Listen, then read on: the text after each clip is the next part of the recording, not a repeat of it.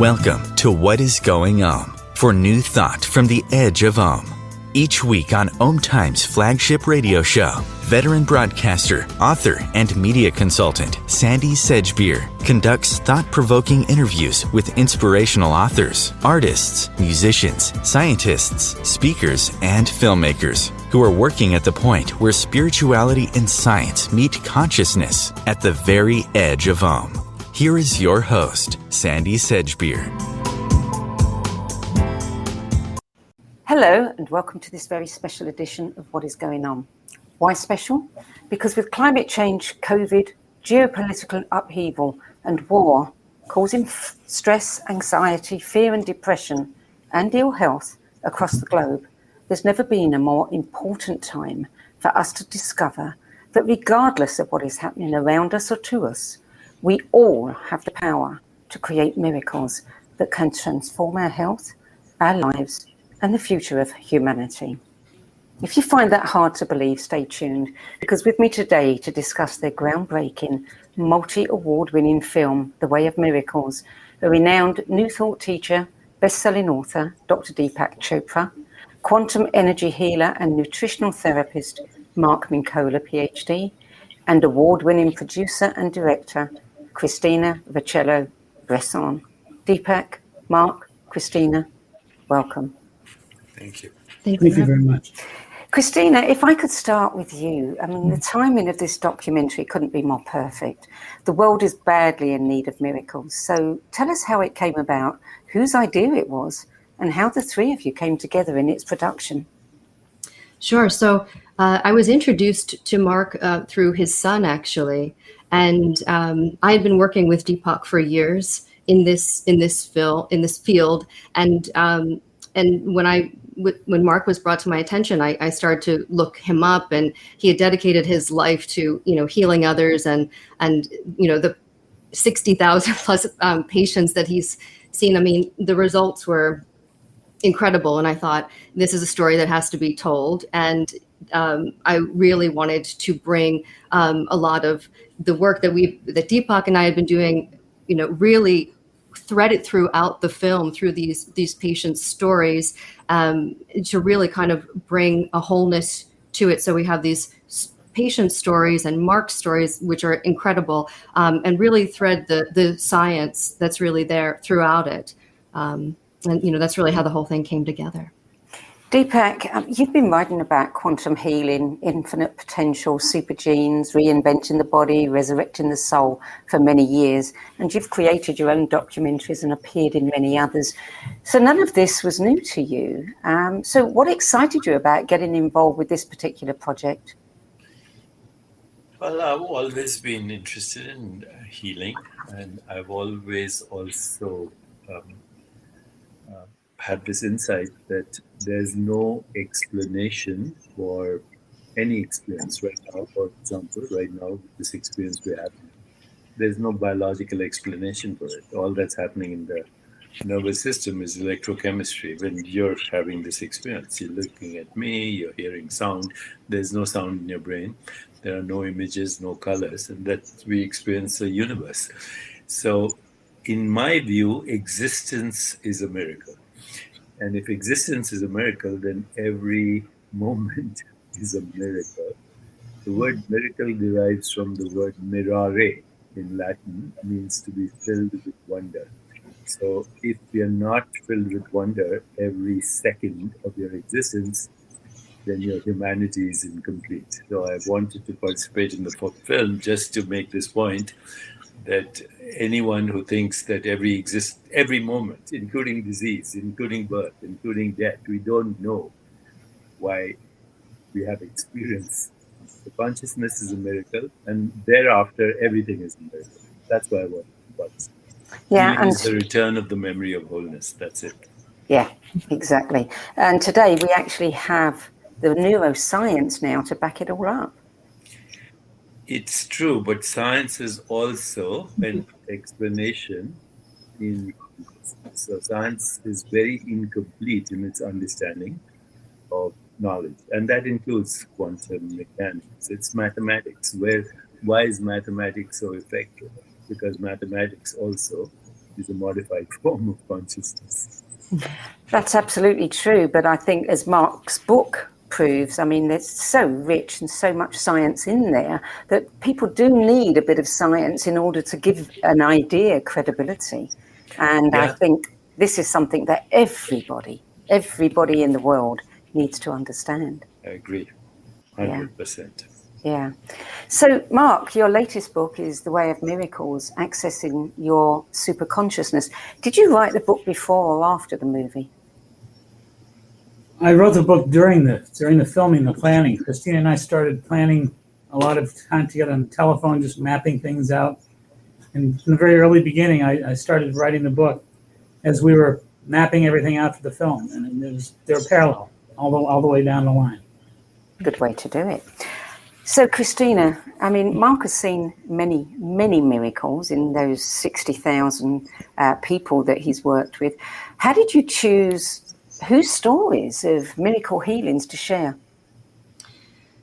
So I met a bunch of Mark's patients, and what I really wanted to make sure that we had in the film were different healing stories, some that, so that there could be something for everybody. Because depending on where you are and your awareness in this space, you have a different perspective. And so we wanted to have healing stories that were associated with, Mark's a nutritionist, so around food as medicine.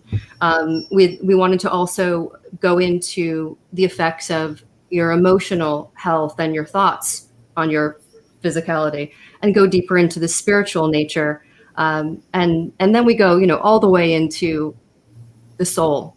And so I really wanted to span across the different patient stories so that you can see the different aspects of healing for all of these different people. And then as a viewer, when you come to the film, there's something for you because, ultimately it spans across this, whole person medicine.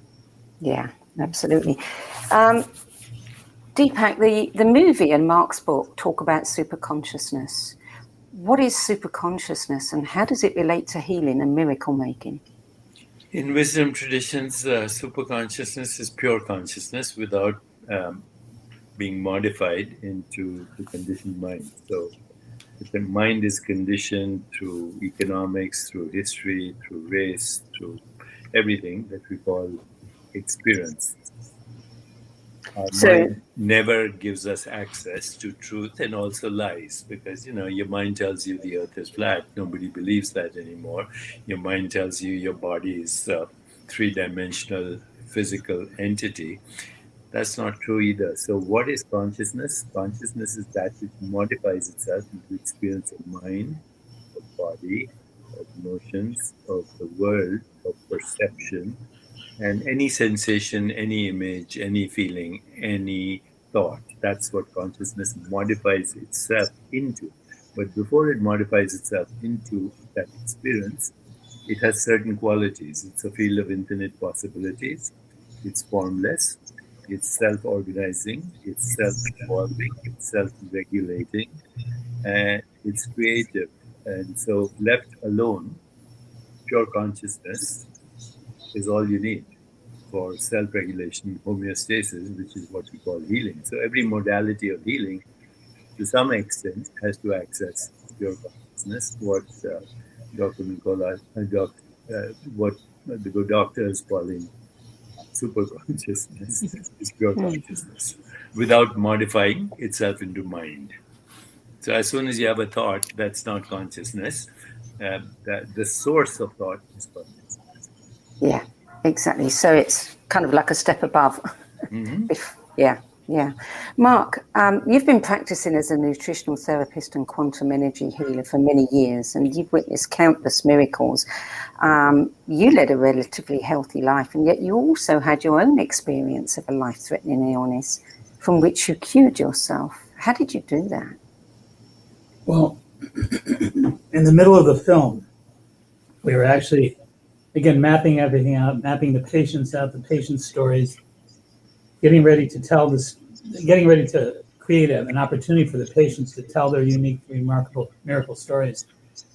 And right in the middle of all this, I came down with Lyme disease. I was bitten by a Lyme tick, and I got very sick with Lyme disease.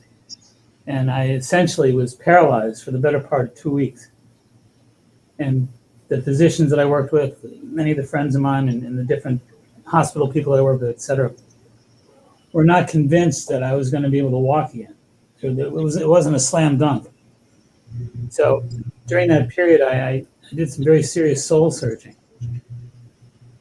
I decided that I wanted to confront myself. I spent 14 hours on a bathroom floor. I'd fallen on a hard tile bathroom floor, spent 14 hours on the floor. During that time, I had some very serious questions about my life. And I confronted myself at a very deep level about how I felt about living if I couldn't move my body anymore, if I was in a wheelchair, if I was crippled, if I was disadvantaged to that extent. Would I still be able to muster up the spirit to do what I had always wanted to do, and to do what I was planning on doing in this case? And I didn't have an answer. So about 25 minutes goes by in the middle of this question: do I want to continue to live and do what I'm doing if I'm profoundly compromised? And about 25 minutes went by, and I didn't have an answer. But all of a sudden, out of the blue, I started screaming for help. I let out the loudest screams for help. Help! Anybody? Can anybody hear me? Help! Help! Help! Can anybody hear me? Which actually served to show me that I wanted to live. That's how I knew that I wanted to continue regardless, unconditionally.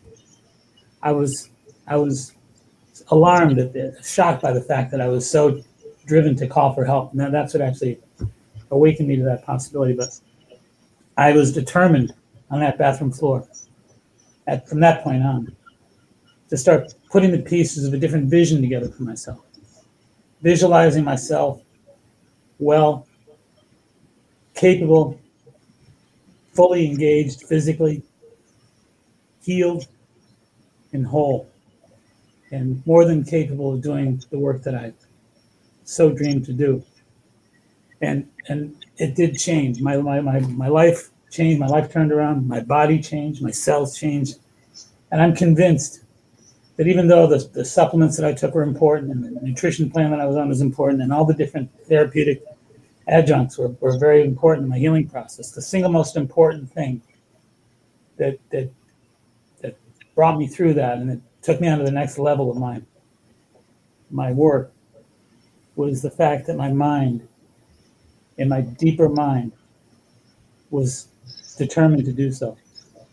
And I was completely dedicated and devoted to the notion of seeing it through and being well. And then it happened. I became well again, and I've been fine ever since.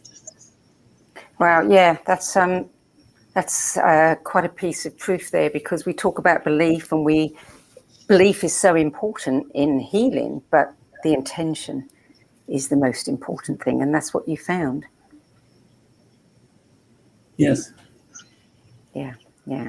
Christina, there are several luminaries that appear in the Way of Miracles. Tell us who they are and why you chose them. Well, Deepak's obviously in the film. And we know all about his work. I have Dr. Shamini Jain in the film, and she talks about the biofield. She actually has done a lot of work on the science of the biofield, and so that's the bridge between the mind and the body, and it's governed by consciousness, I'd say. So it's important for me. So when Mark's doing work and he's tapping into people, he's tapping into this space. It's a conscious living space. And so Shamini's is in the film, talks about the biofield. We have Dr. Paul Mills has done a lot of work with Deepak at the Chopra Center. They've done research on, the importance of gratitude and an open heart, just the effects, biological effects on inflammation. So they've done a lot of work there. That was also an important part of the film is, understand, because self-love is also an important part in this film. And Roland McCraty from Heart Math Institute is in the film. There's so much that we had to cut out, but there's so much wisdom that they were able to share with us. But the importance of that space, tapping into that heart space. Of course, we have Bruce Lipton. He's talking about epigenetics. Menos Kafatos, really tapping into understanding the deeper nature of reality, which is something that is very exciting for me to share in this film. And I hope that when people see that part, they can really go deeper into that space, understanding that. And who else we have? Rupert Sheldrake. Rupert Sheldrake, yes. I mean, and I saw that he was just on your show. He talking about the fields. I mean, yes.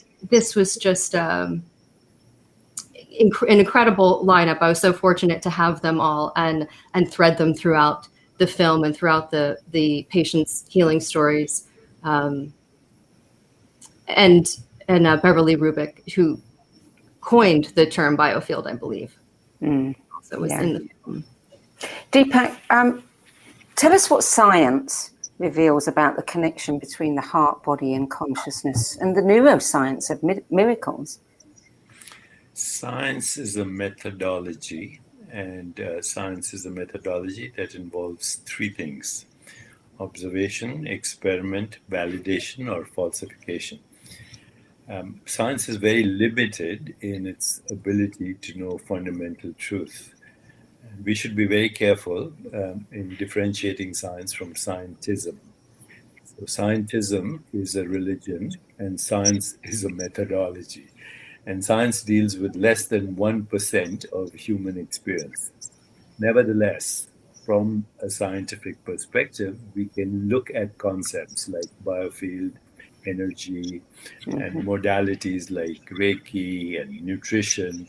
And we're beginning to understand that less than 5% of disease-related gene mutations are fully penetrant. So they guarantee the disease. So if somebody has a gene like the BRCA gene, as Angelina Jolie had, she had a mastectomy to prevent her from getting the cancer, which was the wise thing to do, because there are a few genes that are fully penetrant in cancer, in autoimmune illness, etc. Fully penetrant means they guarantee the disease. In the next few years, and I'm actually in conversation with people who are creating CRISPR, you'll be able to cut and paste genes the same way as you cut and paste emails. So you read the barcode of the gene, read the gene that is effective, insert the gene that is normal, and you should cure the disease. But again, having said that, only 5% or less will be affected by that. So the rest of what we call healing is based on sleep, stress management, mind-body coordination, emotions, biological rhythms, connection with nature, transcendence, and actually directing attention and intention through consciousness, modifying our experiences of sensations, images, feelings, thoughts, fundamental experience. The rest is a human story. So even science is a human construct. And right now, all the people that are apostles of scientism, like Richard Dawkins and many others, don't actually know the difference between scientific methodology and scientism, which is a religion. And we have to be very careful that we don't give too much credit to science, because science itself is an activity in consciousness. Science does not explain consciousness. Quantum mechanics does not explain consciousness. Consciousness explains science. Yes. Mechanics. It's the other way around. So as long as we recognize this, then all these different modalities work synergistically to bring about healing. But let's not give too much credit to science and become ourselves the apostles of a religion. Yeah. Mark, you say in your book that as much as we may be reluctant to admit it, we are divine. In actuality, we can't be any less divine or any more human than we are. We're a perfectly imperfect dichotomy. Say more about that. Well, I think of a metaphor like the Tai Chi circle.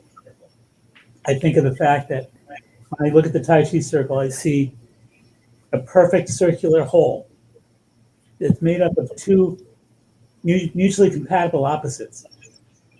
And there's the dark with the light and the light with the dark. And they're sort of representative as a metaphor for who we are. We are light, we are dark, we're whole if we perceive ourselves as such. And I think that to understand that the parts of us that we tend to separate ourselves from, especially in this culture with a lot of critical nature that we're raised with, we see ourselves, like to coin the term religion, religious distortions. The idea that we're sinners, the idea that we should be guilt-ridden because we did this wrong, we do that wrong, we make mistakes, et cetera, et cetera. I think we tend to focus on a judgmental spirit within ourselves from time to time, and I think that that's important to neutralize with the concept of the Tai Chi circle, for example, and to see that the beautiful part of our higher self and lower self, the beautiful part of our divine self and our broken child, our wounded child self, is that there's a complete hole there. There's a hole between the two that exists. And just the instinct that we might have in our culture to cling to the light side of this Tai Chi circle and stay away from the dark side. You're leaving yourself with a semicircle. You're leaving yourself unwhole. And I think that addiction and things like that tend to draw us into that half circle. And there's no greater beauty in our life than to embrace the wholeness of what we are. And I think the wholeness of what we are is essential for us to tap into for miracle healing. I think so many patients that I work with are convinced. They've done so many miracle healing. I've seen so many miracle healings over the years. Remarkable healings, remarkable. End-stage cancers, et cetera, et cetera. But I say that the patient doesn't know the fact. Many of them don't know. Their healing came about from themselves. They healed themselves. They're not connected with that in many cases. They don't see it that way. They see that I did it, or they see that the medicine did it, they see that their other family doctors, their medical team did it, their health team did it. They did it. They just don't know that they did it. And I think there's a self-contempt factor there that we need to evolve beyond. And to evolve beyond self-contempt into a place of unconditional self-love. Well, also, I think that so many people, they have so little faith in themselves or so little knowledge of their own ability that they give their power away. They give their power away to authorities, to doctors that they think can heal them. Yes. Your patients are giving their power away to you, in a sense, until they understand that they created it. We make sure that they understand that the healing comes through them. Through them, absolutely. Not anybody else. It comes through them. Yeah. So how do we begin to help people understand the wholeness and how to achieve it? Well, one of the things I often say is I ask my patients, go home and check out your scrapbooks, your family photos. Find a picture of yourself at 5 years old. And then I want you to look at that picture of yourself as a 5-year-old and see two things: innocence and deservedness. There's a purity there that we forget as we age, and we don't do well in many cases going from that earlier phase of our lives with innocence and deservedness, and to move into an adult phase where we see ourselves more critically. So I think it's really important to realize that innocence and that deservedness is never gone. It's always there. It's always there. It's there forever and always. It's there for an eternity. It's who we are. It's what we're made of. It's conceptually representative of our total whole self. So I think it's important just to create little exercises for people to tap into their innocence and deservedness. Yeah, deservedness is the big one, isn't it? Yeah. Christina, what sort of response have you had to the movie? I know it's won at least 6 awards. It must be very gratifying. What's gratifying is when, actually we just had a screening in a theater, and to watch people watch it and to be moved by it or to be affected by it, that's really gratifying. To have someone come and say, this really touched me, or this, I have so many more questions, or I wasn't aware of this. That's gratifying, for sure. Yeah. So when you were already very aware of all of these things that the movie covers, but was there anything that you didn't know that changed your perspective? Absolutely. Working on the film, it definitely worked on me while I worked on it, so there were things that, were in a lot of the wisdom that Mark was sharing, or that the luminaries were sharing. And as I'm working on it, I'm like, oh my gosh, I do that, or I have, so I was able to do a lot of inner alchemy work while I worked on the film. So that was, eye-opening, when you see your own issues, whether it's control or whatever, self-judgment or things. So yeah, of course there was tons that, it had a transformative effect on me. And also anchoring into a practice. I'd say, there's a lot that I came to the film with knowing, mentally knowing, but not when you really get into a practice, an embodiment practice, you really can have some inner transformation, some inner deeper connections with self, really building a deeper connection with self, I would say, for sure, working on the film. Those are things that intellectually, a lot of people that are walking this path, you intellectually, you learn things, but it's a deep inner knowing when you really practice them. Yeah, you get it in the muscle then, don't you? Yeah. Deepak, you've said we need to know ourselves in a new way. And your latest book, Metahuman, unlocks the secrets to moving beyond our present limitations to access a field of infinite possibilities. Metahuman, what does that mean? Metahuman means knowing yourself as not a person. There's no such thing as a person. A person is a process in awareness. And awareness is formless and infinite.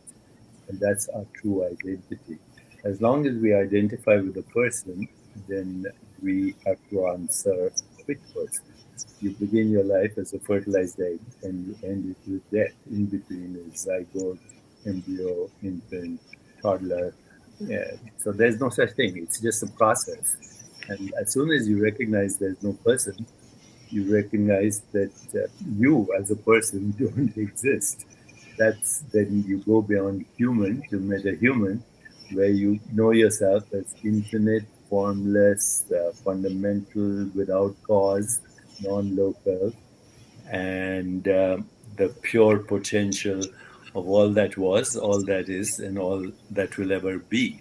And if you can ground your identity from human to metahuman, then you consciously create the reality. Otherwise, you're creating it anyway. Everything that you see, touch, taste, smell, think about, imagine, feel is a direct reflection every moment of your state of awareness. Because when you go to fundamental awareness, then you realize that everything that we call the physical world is actually a projection of your consciousness and your conditioned mind. So metahuman is what traditional wisdom traditions call liberation from suffering, enlightenment, Ein Sof, Brahman, fundamental reality. Liberation from suffering is something that I think many people are yearning for. Yeah, I think that's, at the bottom of a lot of But again, people's as problems. long as you're a person, you will not be liberated from suffering, because your mind jumps from pleasure to pain, and the extreme pleasure and extreme pain are exactly the same sensation. Yeah. You have to transcend sensation in order to heal. Yeah. I make a difference personally between belief and faith. I think that belief usually ends up being a cover-up for insecurity. So if I asked you, do you believe in electricity? You would say, no, I actually experience it. It's in my phone and it's in my computer. So, we tend to believe in things that we want to believe in and we are insecure about. On the other hand, faith is the direct experience of your invisible self and the certainty of your invisible self, without which there's nothing that is visible. And that's a certain experience. It's nothing to do with belief. Just like electricity has nothing to do with belief or gravity. We can cope with changing our beliefs, but very hard to cope with losing our faith, isn't it? Mm-hmm. Mm-hmm. Yeah. Mark, in your book, you said there's always been a shadow of darkness lurking in the backdrop of life. not unlike the 600-pound gorilla in the corner of the room. It's impossible to ignore. What is that darkness? The darkness is a separation, the illusion of separation. There's no such thing as separation, but it's embracing the illusion, unconsciously embracing the illusion of separation. That I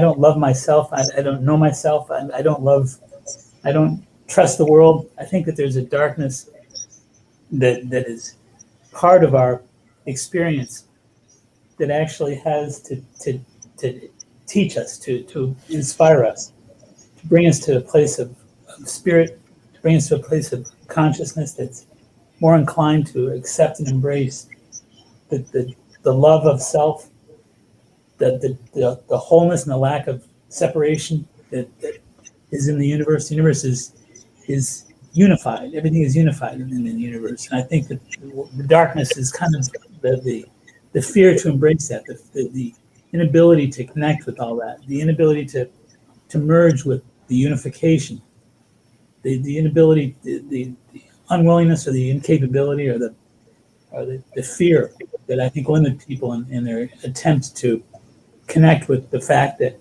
everything is one, everything is whole, everything is perfectly imperfect the way it is, and to simply embrace that with a sense of deep, soulful trust. Without that, there's the illusion of darkness. I think that the darkness is an illusion. Yeah. Deepak, Mark says that accessing our miracle-making self is really quite simple. What suggestions would you offer to people to help them access their miracle-making self? Instead of identifying situations, circumstances, and events as the cause of how you feel actually orchestrates situations, circumstances, events, and relationships. So feeling is the most fundamental activity of pure consciousness. Even organisms without brains feel their way. And the feeling, if you're connected, as Mark was saying, if you have the experience of connectedness, the feeling you get is empathy, compassion, joy, equanimity, love, and service. That's how you access the source of all experience instead of identifying with the outcomes that we call experience to feel good. You actually connect with the source of experience. Instead of identifying with objects, you identify with the self in which those objects are a perceptual activity. So anytime you're overshadowed by experience, you return back to the self. If I asked you right now, as listening to you, just be aware of who's listening, and you feel a still presence. That's it. So anytime you can turn from the objects of experience to the source of experience. It's called self-referred instead of object-referred. It's as simple as that. Or you can observe the space between breath, space between perceptions, space between sounds, the space between thoughts. It's all the same space, and it's Chit Akash, the infinite, formless, fundamental consciousness prior to space and time. Mark, what would you advise people if they're looking to know their miracle-making self?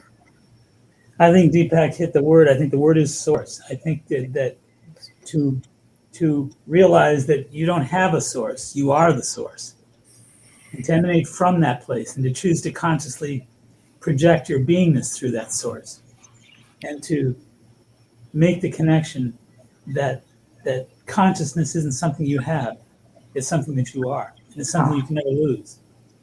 I think that's the key. And I think source is what enlightens us to that process.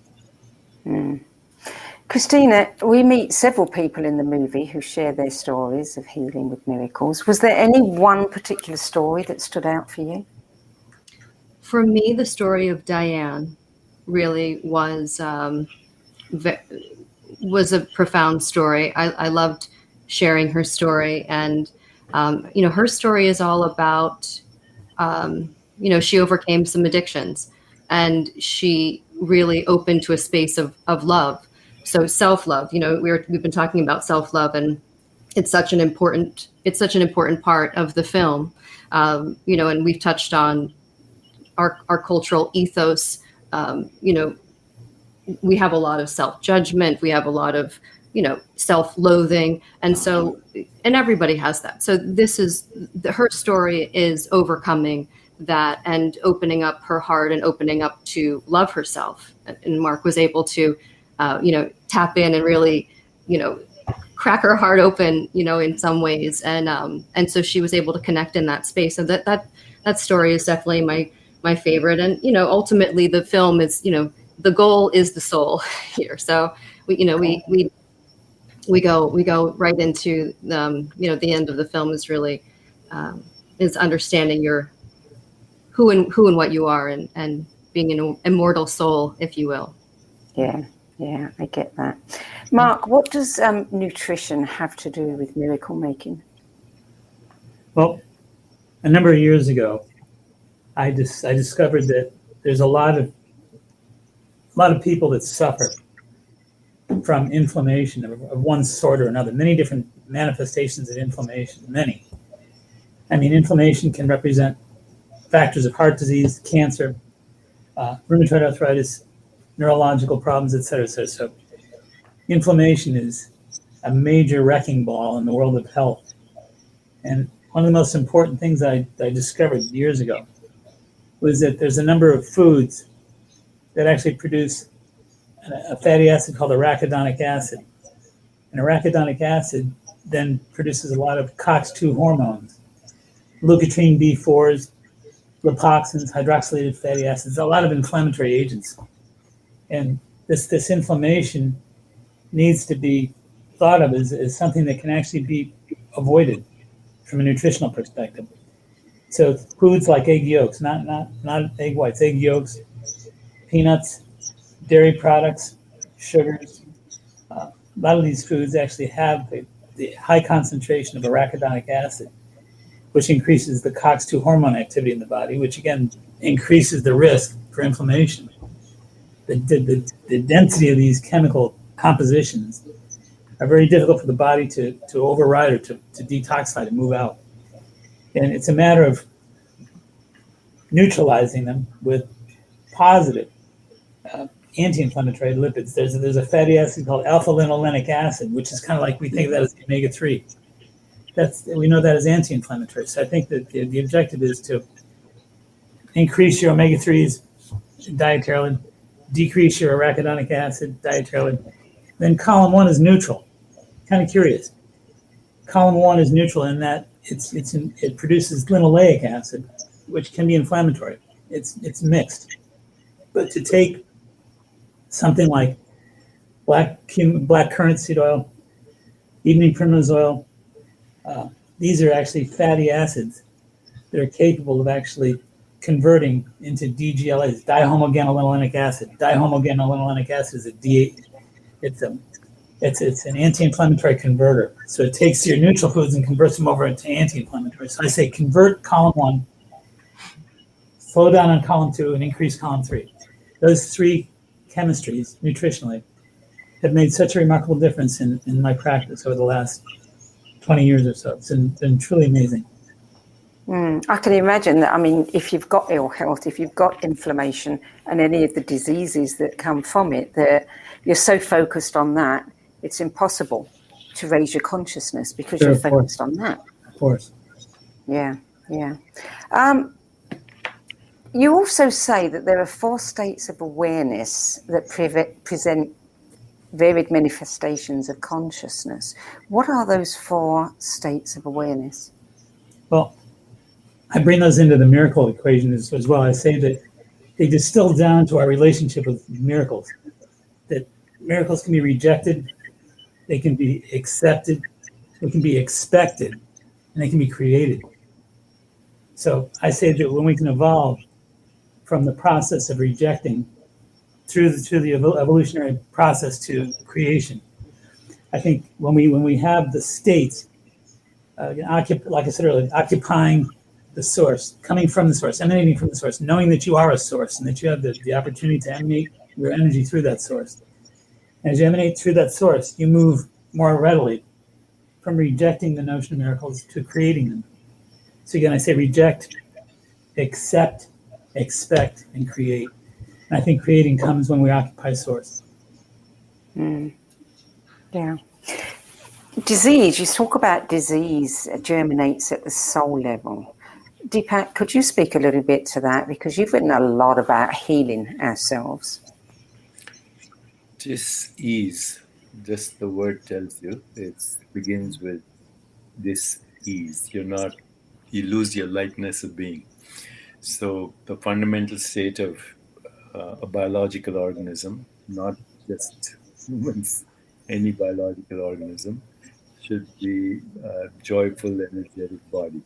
But as we grow into mammals and humans and primates, then we experience emotions, so love, compassion, or equanimity. As humans, we also have the desire to have a clear, reflective, alert mind and lightness of being. So these are the four aspects of what I call wholeness or healing: a joyful, energetic body, loving, compassionate heart, clear mind, reflective, creative, clear mind, not melodramatic, sentimental, and lightness of being. Lightness of being can only occur if your fundamental identity is formless. So that's ultimate healing, is transcendence, number one. The emergence of platonic values like truth, goodness, beauty, harmony, number two, and loss of the fear of death, because death happens to mental constructs, not to you. That's healing. Yeah, indeed. Mark, in your book, The Way of Miracles, you offer a simple exercise to balance our heart state. I mean, the heart is so much more than a pump that's beating. I mean, I think it's the wellspring of our being. It's the source of, who we are, in a sense. Can you say a little bit about, or can you demonstrate or explain how we can balance our heart state? Well, I think there's several exercises in the book that are all sort of interchangeable. The most important exercise in the book, to me, I think, is the one where I actually ask the reader to take 10 minutes and to go to a mirror and to look in the core of your eyes, to look eyeball to eyeball, and to just spend 10 minutes undistracted looking at the core of your eyes, and just to open yourself up to feel what you feel, just to be clear about the fact that there's an essence. You feel the essence that is you, not the essence that is yours, but the essence that is you, and to just feel a warmth, just to feel a love and an isness and a connection and a conscious blanketing of energy to that essence that is you, and to just feel that essence that is you. There are also a number of different heart exercises where I talk about putting the hands over the heart and engaging in deep breathing. And as you deep breathe, you feel the chi, the energy in your hands, actually draw the energy of your breath into your heart chakra, and then to release it. And to release it is love. To breathe it in as energy is life force, and to breathe it out as love. So I think that there's a number of different exercises in the book that they're centrally focused on the area of connecting us with source, connecting us with our essence, connecting us with love, the vibration of love, the energy of love, to take love to a whole different level in our understanding, to take love away from the material properties, to take love away from the physicality, to take love from a perspective of isness and just a pure state of warmth, and to feel that exchange between self and source is really what I'm trying to accomplish with those exercises in the book. I think that it's important that we take the time to know and to love the source that is self. Christina, the book, I mean, contains so much information that obviously could not be part of the movie.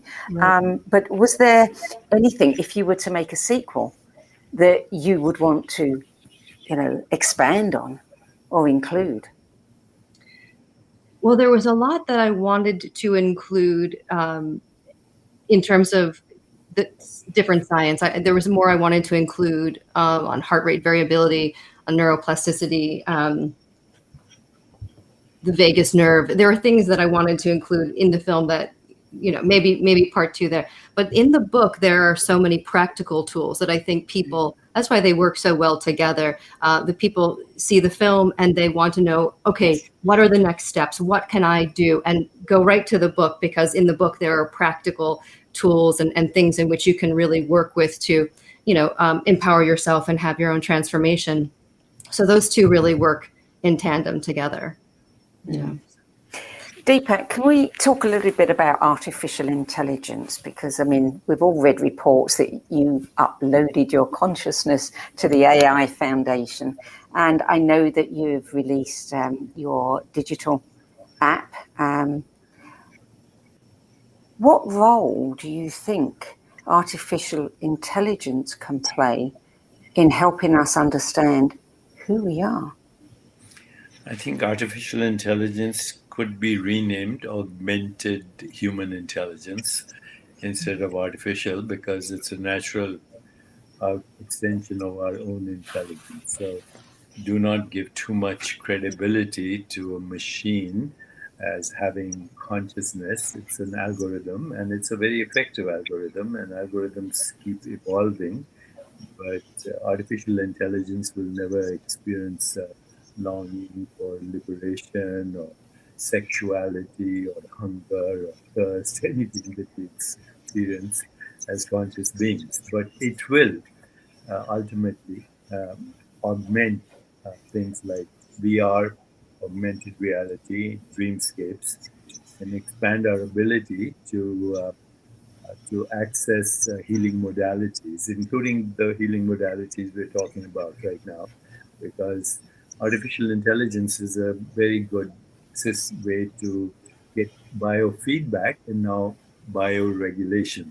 So, I had put in meditations on Fitbit in real time where people could look at their heart rate variability, stress levels, electrodermal responses, and then intervene instantly through a breathing technique or meditation. So we are already moving from the era of what we call biofeedback to bioregulation.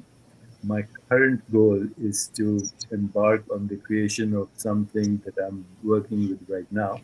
It's called a Wellfie. Instead of a selfie, you take a 10-second video of saying, hello, my name is Deepak Chopra, and it'll look at your voice tone, your micro expressions, your eye movements, your facial expressions, your body language, your gestures, and instantly give you a readout of your biological age, your stress levels, your vagal stimulation, and intervention in real time.